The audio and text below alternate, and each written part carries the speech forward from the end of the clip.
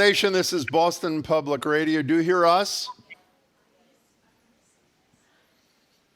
Got you loud and clear. Oh, good. In any case, that is the voice of Sunita Williams zooming around planet Earth. Well, she's up in the International Space Station. I shouldn't say it. Sunny is a NASA astronaut and commander of Expedition 72 aboard the International Space Station, part of the Starliner crew, you all know this, whose original 8-day mission has become an 8-month mission.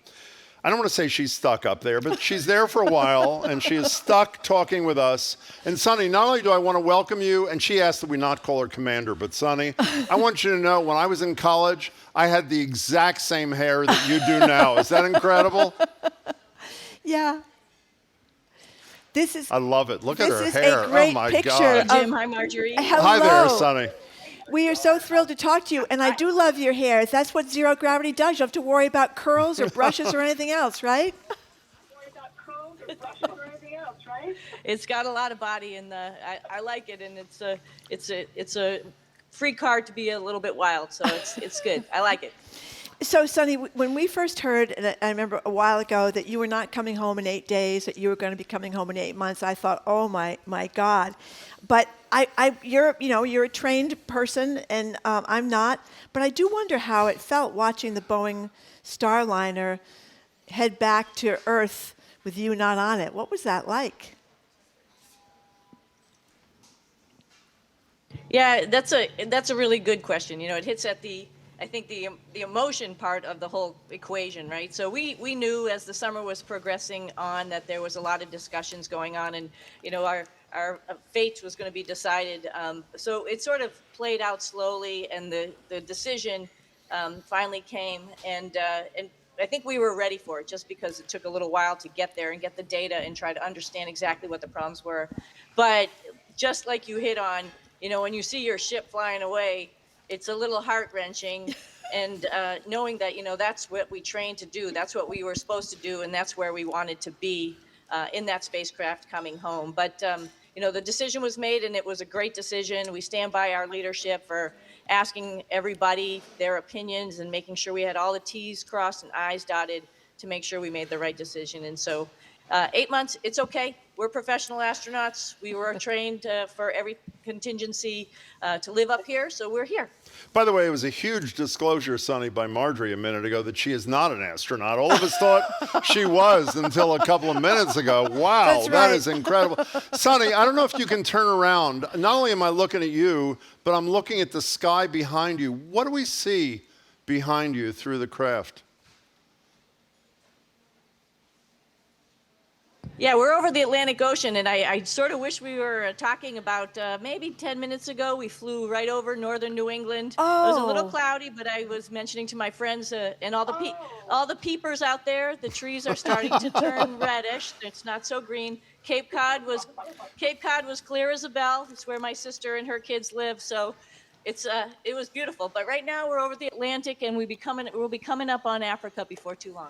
We're talking to Commander Sunny Williams. You know, Sunny, I've heard a few interviews with you, and I love when I hear you talk about how much little Sunny Williams cared about science and how much it meant to you. We talk a lot on the show about how, I don't know if it's a movement, but there is a move away from science in large parts of the United States, whether it was COVID, whether it's climate. How much does that worry someone like you who does what you do and who grew up loving the field?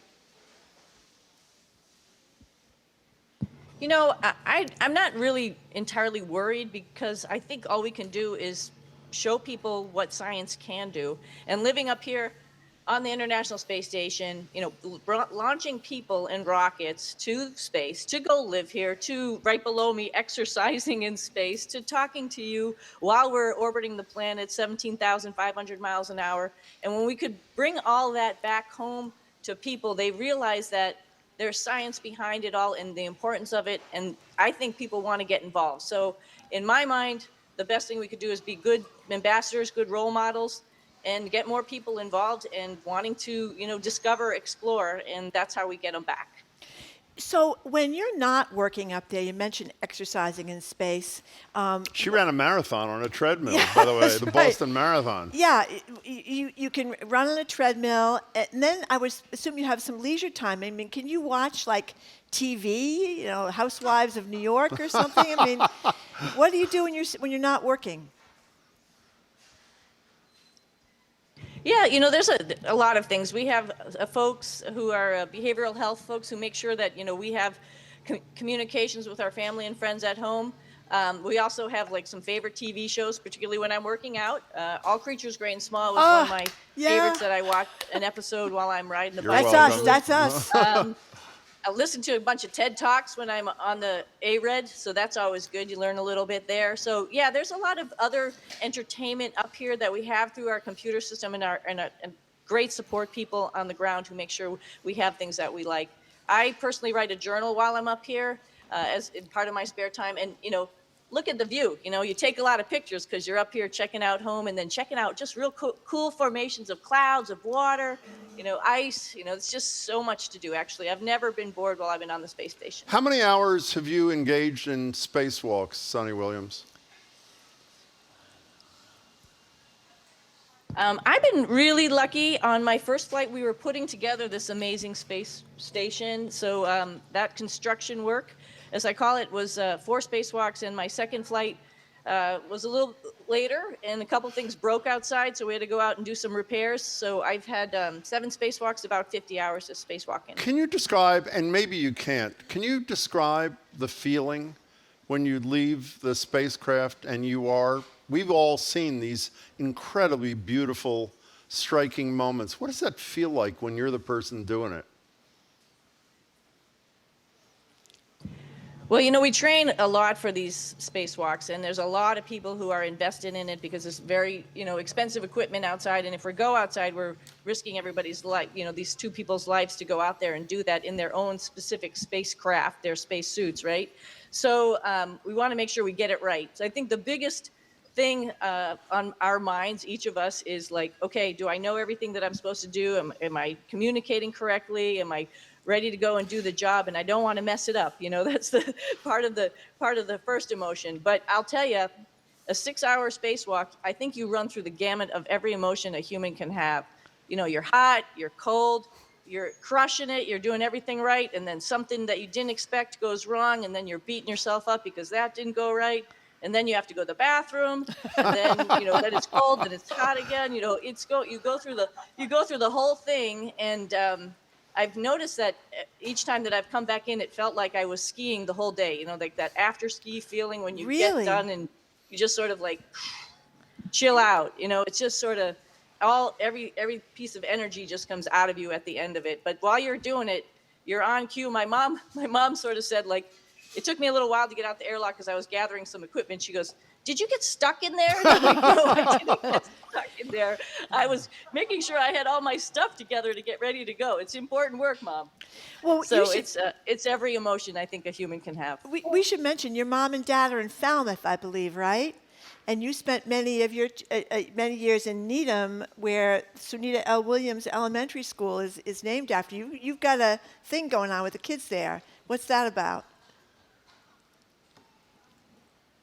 Yeah, that's pretty cool. That was like, I think the hugest honor of my whole life, having an elementary school named after you. Like, whoa, this is nuts. But, it was Hillside, and then it moved to an area where it wasn't on a hillside, so it needed a new name. And the superintendent, Dan Goodicants, called me up and said, hey, there was a vote, and we decided to have your name on the school. Will you accept it? And another astronaut friend of mine, Kevin Ford, goes, "I'm not sure you should. Usually those names are people who are dead." but I said, well, this is such an amazing honor.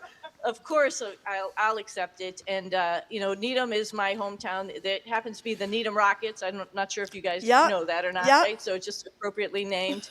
So I've been back there since, I've been there after the groundbreaking, and then when it opened up. And then I try to go every year just to talk to the kids.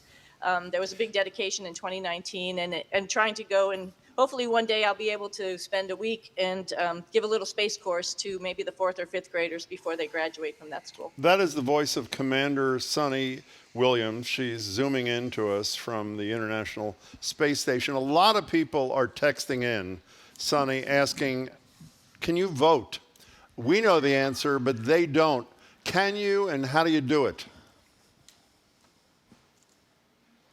Yeah, we actually there's a couple of us up here who will definitely be here, Americans, to vote in November, and so all of us have written in through our postal service to ask for permission to vote, absentee voting, and we actually have a voting booth up here. We're going to put that together, and we will vote, and our votes will come down through our space network, and they'll all be counted. It's it's a civic duty. It's the right thing to do. So yes, we're all going to vote while we're up here. Now, I was going to ask you about the food. Like, what are you having for lunch today? So great question. So the food, at one point, someday we'll be able to fly you around and show you everything. But the food the kitchen is pretty awesome. We have hot and temperate water, and also then a refrigerator. So if you want to make cold drinks, you put this temperate water in there, put it in the refrigerator. Hot drinks, you put hot water in, and we have coffee, we have tea, we have cocoa, all sorts of, flavored drinks like lemonade and apple cider. But for lunch, I had chicken strips with salsa and on a tortilla and a side of broccoli au gratin. So the food is pretty good. It's a pretty good selection. All the different types of things: breakfast, dinner, sides, vegetables, soups. So we have a lot of food up here. I will say, since Butch and I have been up here as extra people, we've been eating through a lot of the food. The space station program has been great to make sure that we're all well fed. But we've been eating through a lot of food. Speaking of Butch, we're getting a resupply in end of October. I hope so. Do you two like each other? And what happens when you're stuck in one of those things with somebody you don't like? I'm serious. Come on. An astronaut spat. How about it? So, I'll just say this. Butch is from south of the Mason-Dixon line. I'm from north of the Mason-Dixon line. Somehow we get along pretty well together. We're a good duo. We capitalize on each other's strengths and skills. And so, yes, of course, my life depended on him. His life depended on me also to make the right decisions while we were in the Starliner spacecraft. While we're up here, if we end up getting to do a spacewalk, the same thing. Our lives are depending on each other. So yeah, we trust each other. He's got a great sense of humor. So and he's a great dad. I know his family, his wife and his 2 daughters. He's just a nice, all around nice guy. So yeah, we get along. I'm not sure how it would work if you didn't get along. We spend a lot of time training beforehand. A couple of years. For us, it was more like 4 or 5 years. And so that's how you get to know each other. The hot buttons, what the triggers the other guy has. And so you sort of try to avoid those, right? We don't want to instigate conflict. So, we're pretty symbiotic. I do the opposite with Marjorie's hot buttons. That's right. Do you think, for everything I read about you, you seem like an incredibly humble person, which I sure as hell would not be if I were you. But so this is a tough question, I think, for someone who has that approach. What do you think you understand better about all of us than we understand about ourselves? Looking back, who haven't been where you've been. Earth. There must be some things, Sunny Williams. I think the one thing I really get from being up here is we take life a little too seriously on Earth. We get aggravated with some of the littlest, stupidest things that really we shouldn't, because this is our one big planet. This is our one big place that we live. We don't really know if anybody else lives anywhere else. So we really should all just get along. And it's amazing to me when you look down at some of the areas where there's, potentially some conflict, or even just think back to home about traffic and people getting aggravated. It's so silly. honestly. We all just live on this planet, and we all should just get along. Can I We ask can you? find compromise. We can find middle ground if you You're just stop, getting- stop and listen. You're getting a lot of applause from the audience here, Sunny Williams. We have a texter who's watching on YouTube and wants to know how you're affected by solar flares and whether you saw the northern lights, which we, oddly enough, were able to see here Some a few of us. days ago, some of us, in Boston. What's the deal there, Sonny? Well, Jim, why didn't you go see it? I'm curious because it was incredible. I had to And of walk course 2 we blocks, saw it. Sonny. I wasn't Yeah, going to go it was there. amazing. Go ahead. I'm sorry. Oh, we see the northern lights and the aurora in the southern hemisphere as well when we have solar activity. And just recently, of course, we had this huge coronal CME. But anyway, I can't remember the acronym. Mass ejection. Thank you, Mike. Coronal mass ejection, which caused this amazing aurora. Usually it's green, but we started to see some red, not too long ago, but that thing was just incredible. It lit up our night sky with red and green. It was just awesome. And I see the pictures from the ground. I had asked my friends and family to send them this way too, because I wanted to see what you guys were looking at, and just spectacular. So yeah, there are some dangers with all of that, of course, things that are, there's radiation coming from the sun, right? So we have an increased risk of radiation while we're up here. We try to stay protected as much as we can. The space station has protective coating on it and stuff, but we do get a little bit increased amount of radiation than folks on Earth, of course. Last thing from me, which really relates to the first thing I asked you about science, and I know you only have a minute left, Sunny Williams. The NASA budget as a percentage of the overall federal budget is lower than it's been in past years. Can you make the case for why NASA and what you and your colleagues do is so important to the people of this country? Well, you alluded to it in the very beginning. It's just the importance of science, the importance of asking questions, the importance of trying to know and understand things that maybe we don't know now. We don't even know really what questions to ask. And I think when we live up in space or try to build systems and processes for being somewhere other than Earth's gravity, it makes you think outside the box. It makes you think and expand your horizons, ask the questions, and really try to find the answers. And I think it brings all of us together, back to the whole human aspect of our planet.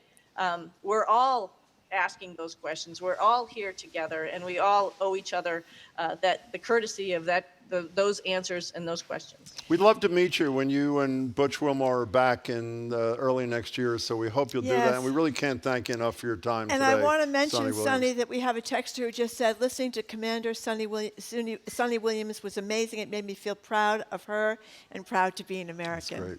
So thank you very, very much for being with us. We so much appreciate it. That is great. We have a little gravity-free little stuffed animal there, right? Safe return, Sunny Williams. Thank you, Great to Sunny. meet you. Thanks. Yeah, Thank that's you. it's a wildcat. You guys take care. We'll see you when we get back home. I hope so. Be well. It's a Thanks. wildcat floating around up But at she the is space great. station. She Boy, is that really was a great. thrill.